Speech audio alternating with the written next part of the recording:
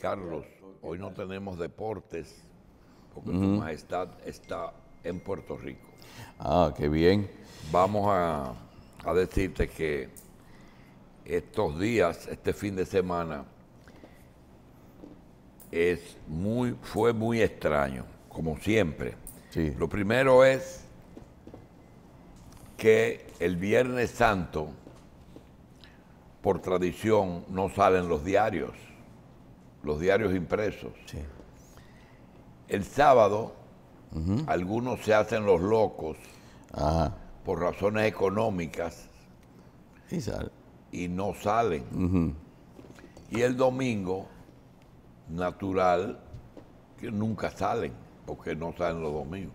Sí. Por tanto, nosotros tenemos 3 días sin diario, ¿verdad? Sí, así es. Dependiendo solamente quizás de lo que sale en las redes sociales y en las versiones digitales de Sí, algunos periódicos. Pero las redes sociales es algo nuevo. Sí. Estoy hablando de la tradición. No, claro, lo tradicional es el impreso, sí. Y entonces... Y la radio un poco. La prensa de hoy tiene el sermón de las 7 palabras. Que fue el sábado. Que fue el viernes. Que fue el viernes. Que fue el viernes. Una pregunta. ¿Qué día fue el problema ese de la patrulla y los jóvenes que murieron? ¿Qué día fue? Eso fue...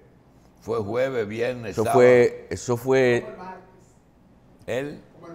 Eso se divulgó el martes, pero había sido el lunes de la semana pasada en la noche, me parece.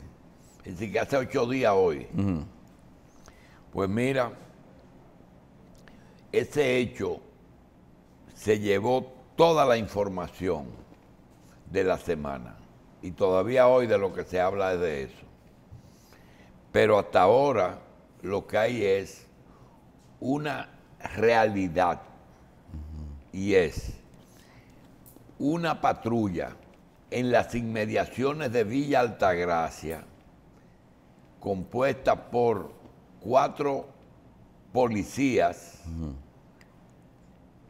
disparan contra un carro blanco y mueren las 2 personas que iban en el asiento delantero y no muere alguien que iba en el asiento trasero. Hasta ahora, esa es la única realidad. Oye, lo otro son conjeturas. Una patrulla policial de 5 o de 4, de 6 policías, 6 disparan contra un carro. Mueren el chofer y el acompañante y no muere el que está detrás. Los atacantes de ese carro abren la puerta, ven que hay un hombre vivo detrás y no lo matan. A partir de ahí, usted puede hacer las conclusiones que usted quiera, porque todavía no hay una versión oficial del hecho. ¿Por qué dispararon? Lo que usted quiera. ¿A quién dispararon? A eso sí se sabe. A una pareja que fue sepultada en el día de ayer o antes de ayer. Esa es la realidad. El carro tiene muchos disparos de un lado lateral y 1 o 2 disparos en otros lugares, pero básicamente tiene muchos disparos en el lado lateral derecho. Entonces, lo otro es lo que usted quiera hasta que haya una versión oficial. Cierto. En esa misma semana, el Poder Ejecutivo puso en retiro, ascendió y trabajó con los ascensos y retiros de la Marina, la Aviación y el Ejército, dejando para el día de ayer la policía, en que puso en retiro 350 miembros de esa institución. Eso es lo que hay. Lo otro son versiones de redes de genios y de personas que siempre están prestos. Que hacen su conjetura. Exacto. Eso es lo que pasa. Hoy es Día del Periodista y ese es el profesional de la información. Aquí lo único que nos toca es felicitar a Carlos, que es el único que tiene un diploma en su casa que lo acredita como periodista, graduado en la Universidad Católica de Santo Domingo y en ejercicio desde hace mucho. Gracias. Bien, también el día viernes se llevaron a cabo las ceremonias que tiene la iglesia, consistente en un sermón que está basado en las 7 últimas palabras de Jesús en la cruz y la pronuncian tradicionalmente 7 sacerdotes. También vimos y no entendimos cómo algunas personas importantes también les pidieron el sermón de las 7 palabras, que son las personas de las altas cortes. ¿Lo viste? No, yo no sé. Te lo voy a mostrar. Muéstrame, Mira, pues. los sacerdotes, por ejemplo, el Tribunal Constitucional, el de la Junta Central Electoral, el de la Suprema Corte de Justicia, toditos los presidentes de las altas cortes enviaron un mensaje también. Lo vamos a ver. Mira qué bien. Más adelante. La noticia, como es natural, de hoy es la más fresca, aunque más abajo todos mencionan el sermón de las 7 palabras.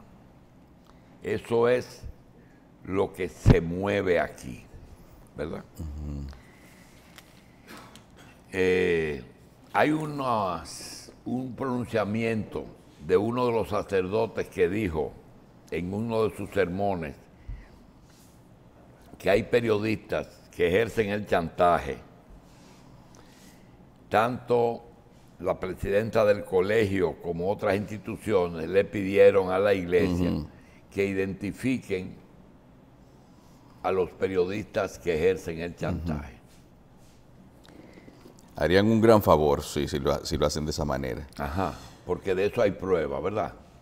No, porque lo que pasa es que uno no puede estar todo el tiempo poniendo a todo el mundo en el mismo saco. Hay mucha gente que se empeña en hacer su trabajo. Ellos no dijeron que todos los periodistas ni podían quedarse callados porque es una nueva profesión que hay aquí, el chantaje. Y si el chantaje, por lo menos, existe en un sector del periodismo, el chantaje, igual que lo hay en la prensa, en las Fuerzas Armadas, en la policía, en muchos lugares hay en el derecho. Aquí hay un equipo de abogados chantajistas. Bien, tienen nombre, apellido y apodo. Ahora, que diga los nombres, no puedo porque tengo que buscar la prueba para el juez. Ese es el problema. Pero personas que dicen, si no me dan de beber, lloro. Es imposible. Pero de que existen, existen. Y Mercedes lo sabe, y los periodistas lo saben. Ellos lo que quieren es lo que tú dices, diferénciame de los otros y di quiénes son. No lo puedo decir, pero en tu clase hay eso. En todos los grupos profesionales y en todos los sectores hay siempre. Sí, lo que salva un poquito la situación es que al parecer la gente ha ido, una buena parte de los destinatarios de los mensajes de los medios de comunicación, han ido aprendiendo un poquito a diferenciar e identificar con quién está cada quien o cuáles son. Esa es otra cosa. En la militancia o el sector a que el medio o el periodista está, eso lo vivimos ahora con las bocinas. Sí. Es decir, la revista estaba con Danilo y con... No, y también. Sí, pero hay que y decirlo. con Gonzalo. Sí, pero era yo solo. Sí. No era todos. Sí, pero también se ve mucho lo que es la afiliación empresarial también es algo que hoy en día se toma muy en cuenta, que antes usted oía un noticiero y ni pensaba quién era el dueño, ni pensaba, estamos hablando de unas décadas atrás. Poquito a poco ya la gente va entendiendo de cómo son las cosas y de cuáles son los posibles intereses que pueda tener una persona Mira, detrás, los grupos que representa también.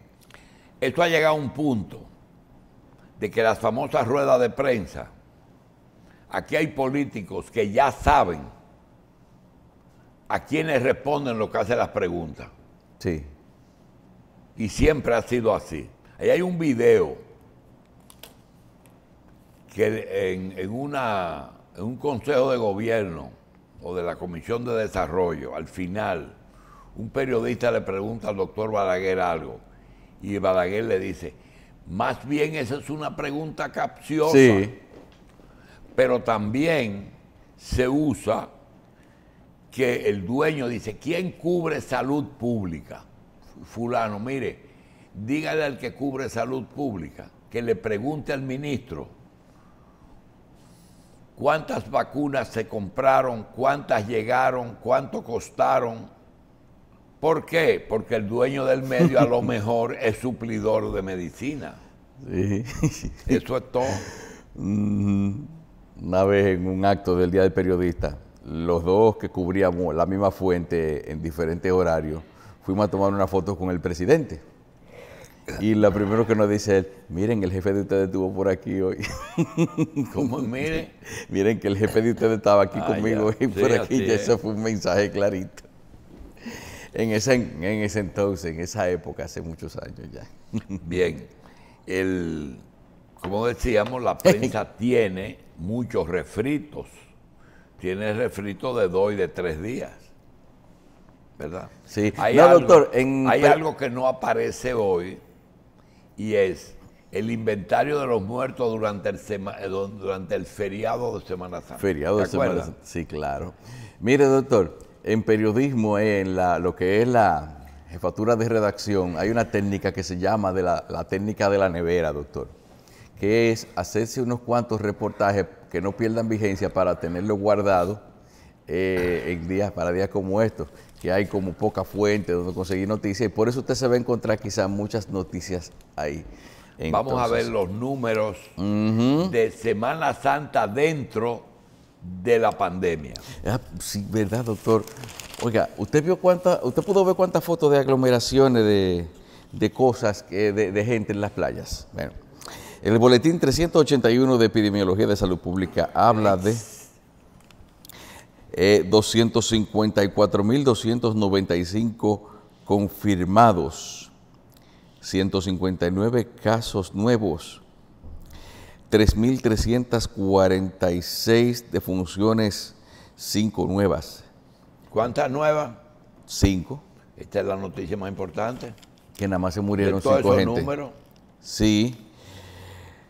452 nuevos casos, 214.177 recuperados hasta ahora. 1.065.868 descartados, 921 casos nuevos. La tasa de mortalidad por millón de habitantes es de 320.24, un 24% de ocupación de ventiladores en los hospitales públicos. 21 muertes entre miércoles y sábado, doctor. Ya usted puede ver. Por el COVID. Sí, vamos a ver después de esta Semana Santa cómo se ponen esas cifras, doctor, porque hubo mucha gente que fue rumba abierta para Se bailar. expuso mucho, ¿verdad? Sí, sí.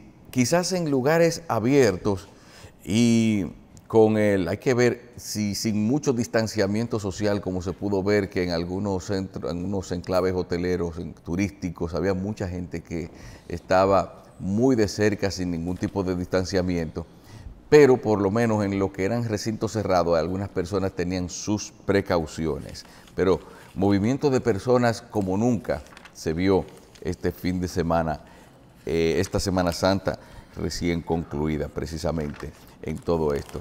Tenemos otras noticias por acá. Aquí hay una noticia. Cuando Carlos era periodista y hacía reportería, generalmente los muertos se discutían de cuántos eran realmente, cuántos fueron a causa del largo feriado, y andaban siempre entre los 30 y los 50. Sí. Cuando eran más de 40 se consideraba que la cifra era alta. Cuando eran menos de 40 se consideraba que estaba dentro de la media. Hoy, autoridades informan que la mayoría de los decesos fueron en accidentes de tránsito y ahogamiento. Nota el COVID. 24 muertos a causa de el feriado y la movilización. 24. 24. Está bueno, ¿verdad? Para la cantidad de gente que había en la calle, yo creo que la cifra está más o menos acorde con lo que sucedió. Muchos accidentes de tránsito, muchas medidas de control, también hubo carreteo desde las 2 de la tarde. ¿Dónde fuiste? Yo estuve en Montecristi, doctor. Estaba en Montecristi. Sí, entonces, sí. eso es igual que Juan Guillermo, tú lo viste. Juan Guillermo y Belice de Juan Lille. Guillermo. Sí, Juan nos Guillermo encontramos es allá. el propietario con su esposa de dos de los negocios más de lo mejor que hay en Montecristi. Yo se lo voy a definir de una mejor manera. Las dos personas que creyeron que se podía progresar en Montecristi y lo han logrado. Porque son personas que siendo de ahí concentraron sus inversiones en lo que es su provincia natal, aún teniendo la oportunidad de haberlo hecho, y desarrollaron y engrandecieron un negocio que podía ser un buen caso de estudio, porque le sirve a toda una comunidad, tiene un surtido muy fuera de lo común para una ciudad tan lejana de lo que son Tienen un otros supermercado lugares. y el mejor restaurante del pueblo. Y les falta algo que no dudo que Juan Guillermo ya debe de estar en esos líderes, que es un pequeño hotel de primera, pero no muy grande. Claro, como son los hoteles de pueblo. Porque doctor, recuerdo, no, es que Montecristi tiene una control, es que Montecristi, San Pedro de Macorís, tiene, y el mismo Puerto Plata, hasta el turismo, tenían puesto una reversa que antes eran mejores. ¿Por qué? Porque San Pedro era el puerto del país y Montecristi es la población que está más cerca de Florida en República Dominicana. La ciudad dominicana más cercana a los Estados Unidos y con las mayores facilidades portuarias. Pero también, doctor, en el fin de semana yo tuve chance de visitar Manzanillo. No fui directamente al puerto. ¿Fuiste a la bahía de Manzanillo? No fui a la bahía porque ¿Fuiste se al me hizo puerto? tarde, pero yo anduve en el pueblo. Yo precisamente anduve por unas zonas que eran la zona de influencia de los que manejaban la Grenada Company. Esas casas todavía que construyeron esas personas están en pie y están ocupadas. Algunas manejadas algunas conservadas aún como son originalmente. Muchas casas de esas y muchas casas de el Montecristi histórico fueron traídas prefabricadas. Sí. ¿Tú lo sabías? Sí, pero la de la Grenada fueron con un diseño americano y con materiales locales, porque no usan bloques, sino que son piedras como que se empalizaron así y se fueron como mampostería, le dicen. Entonces, pero los diseños y la calidad de los materiales perdura hasta hoy en día de cómo eran las cosas. Muy poca restauración han necesitado esas casas que se utilizaban allá. Tradicionalmente, las empresas norteamericanas funcionaban con el mismo patrón. Si eran empresas bananeras, como el caso de Montecristi y algunas ciudades de América Central, y si eran empresas productoras de azúcar, pero seguían el mismo patrón. Es más, no me gusta hablar de mí, pero nosotros tenemos también una experiencia de empresas petroleras que funcionaban así. Ellos tenían un lugar donde tenían las oficinas y el barrio de sus ejecutivos. Es lo que tienen en Romana, donde está el Central Romana. Tú ves las casas de los ejecutivos. y un pequeño hotelito. Entonces tenían las casas que tenían para los trabajadores, que eran batelles. Lo hicieron en caña, lo hicieron en azúcar, en caña de azúcar, lo hicieron en banano y lo hicieron en petróleo en Venezuela. Había batelles petroleros. Sí. Quien os habla nació en uno de ellos. De los de Venezuela, sí. Sí. Sí, pero déjeme decirle que yo me encontré con algo de que realmente eran ciudades, así como por ejemplo, hay un barrio que era de españoles en San Juan, de los que vinieron a hacer la presa. Eso son otras cosas. El barrio de españoles es el barrio de los agricultores que trajo Trujillo en el 50. Sí. Eso eran los de Vallejuelo, los de Bahía del Piñal, los de Dajabón, los chinos, porque, sí, perdón, los japoneses. Trujillo, las colonias que le hicieron también sus barrios. Sí, pero en ese caso, por ejemplo, quedaron las casas, pero yo necesitaría de una explicación histórica más profunda para entender por qué una estructura productiva que dejó la Granada Company no pudo ser continuada y llevar a la par un desarrollo de la provincia hasta tal punto de mantenerla grande, si era quizá por una rivalidad comercial, por un problema sindical, o pudo haber sido por un asunto de eso que aquí decimos, que la cosa, lo que nos recordaba el orden, nos recordaba la dictadura, y de alguna manera se perdieron esas cosas. No, mira, no, doctor, perdóname. Pero me enteré de que en Manzanillo había un campo de golf que después lo dejaron perder y que se hizo otra cosa ahí, porque eso era, es decir, lo que caracterizaba una zona y que podía mantenerse funcionando y desarrollándose y ponerla a la par con otras zonas del país que tienen esa característica, no se hizo. Esto es lo que pasa. Mira, ellos trajeron las costumbres también. Por ejemplo, se discute si el béisbol lo trajeron la gente de la ocupación o la gente del azúcar, ¿verdad? Pero hay algo que tú tienes que verlo dentro del contexto de la época. Acabamos de pasar medio rápido los colonos que trajo Trujillo en aquella época que él quiso hacer el país de mayor producción, de lo que teníamos, tecnificar más nuestra producción. Cuando fue a España, negoció la traída de inmigrantes españoles y lo localizó en 3 o 4 lugares aquí. También lo localizó en Japón, porque el japonés era muy laborioso, pero esa colonia solamente se puso, creo que en Dajabón. Pero hay algo que las generaciones deben saber. Miren, en el momento en que se implementó esa costumbre de invitar, y fueron enviados por los gobiernos, en ese momento Trujillo sacó la única suma de dinero que se recuerda que él sacó del país, la invirtió en España a petición de la esposa de Francisco Franco. Le dijo, nosotros necesitamos inversión para fortalecer la moneda.